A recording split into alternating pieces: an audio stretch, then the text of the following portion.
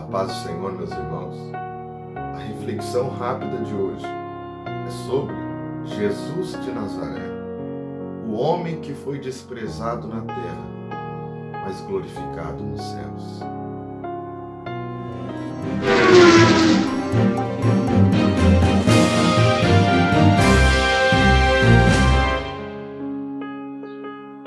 Livro do profeta Isaías, capítulo de número 53, do versículo 1 até o verso de número 6. Quem deu crédito à nossa pregação e a quem se manifestou o braço do Senhor, porque foi subindo como renovo perante ele como raiz de uma terra seca. Não tinha parecer nem formosura, e olhando nós para ele, nenhuma beleza vimos, para que o desejássemos. Era desprezado, e o mais indigno entre os homens, homem de dores, experimentado nos trabalhos, e como um de quem os homens escondiam o rosto. Era desprezado, e não fizemos dele caso algum. Verdadeiramente ele tomou sobre si as nossas enfermidades, as nossas dores levou sobre si, e nós o reputamos por aflito, ferido de Deus e oprimido. Mas ele foi ferido pelas nossas transgressões e moído pelas nossas iniquidades. O castigo que nos traz a paz estava sobre ele, e pelas suas pisaduras fomos sarados. Todos nós andamos desgarrados como ovelhas, cada um se desviava pelo seu caminho, mas o Senhor fez cair sobre ele a iniquidade de nós todos. Neste capítulo, o profeta Isaías ele expõe a obra gloriosa do Evangelho, a mensagem da cruz.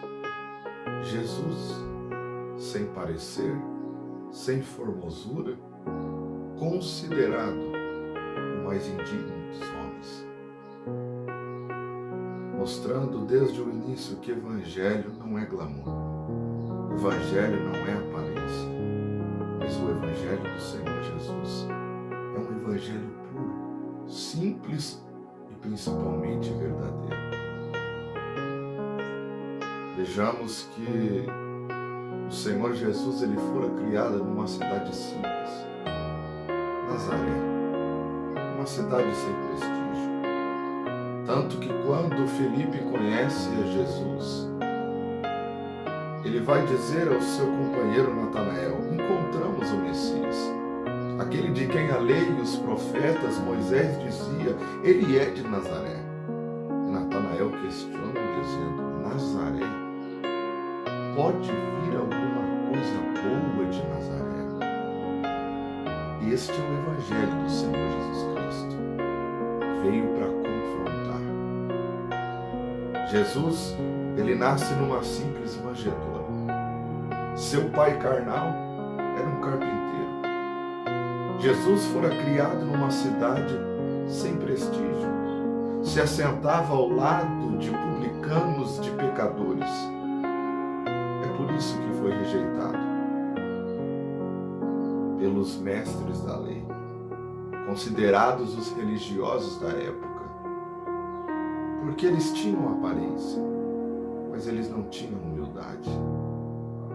Preocupados apenas consigo mesmo, com o seu patamar religioso, pregavam a lei, conheciam a lei, mas não viviam o que pregavam. O Senhor Jesus, logo no seu primeiro sermão em Nazaré, já queriam ali mesmo matá-lo e ali o expulsaram. Quando lhe entregaram as escrituras, aonde ficava a passagem do profeta Isaías, e ele começou a ler dizendo: eis que o Espírito do Senhor está sobre mim. Ele me ungiu para trazer as boas novas, libertar os cativos, libertar os oprimidos, dar vista aos cegos e anunciar o ano aceitável do Senhor. E quando Jesus fecha as Escrituras, ele diz: hoje se cumpre essa profecia. E de imediato, Jesus foi zombado, Jesus foi humilhado, Jesus foi desprezado, Jesus foi expulso da sinagoga. não lhe deram crédito à sua pregação. Veio para os seus, mas os seus o rejeitaram. Jesus foi desprezado pelos homens, para que nós não fôssemos desprezados, mas aceitos pelo Pai. Jesus foi desprezado pelos homens para nos conceder vida e vida com abundância. Jesus foi desprezado pelos homens para nós não sermos considerados apenas servos, mas amigos de Jesus. Naquela cruz, Ele levou sobre si todos os nossos pecados, todas as nossas enfermidades, iniquidades e transgressões. O homem que não conheceu o pecado se fez pecado para nos perdoar. O seu sangue naquela cruz nos purificou de todo pecado. Sem vida, sem alegria, sem esperança, condenados nós estávamos, desgarrados, sem pastor. Aquele que poderia nos julgar, aquele que poderia nos condenar, nos justificou e nos salvou. O castigo que estava sobre ele nos veio a paz. Tanto que antes dele ser ascido aos céus, ele nos disse: deixo-vos a minha paz vos dou. E diante dessa obra gloriosa do Evangelho, será que nós estamos fazendo valer a pena o sacrifício que Cristo pagou por nós? Como está a nossa gratidão ao nosso amigo Jesus? Como está a nossa oferta de louvor àquele que se fez oferta de sacrifício? Que possamos dia após dia vivemos este Evangelho com mais intensidade, porque Evangelho não é peso. O próprio Jesus diz: o meu jugo é suave e o meu fardo ele é leve. O apóstolo Paulo nos ensina que Evangelho é nós estarmos em novidade de vida, nos mostrando que Evangelho é vida, Evangelho é restauração, Evangelho é regeneração, Evangelho é João 3,16.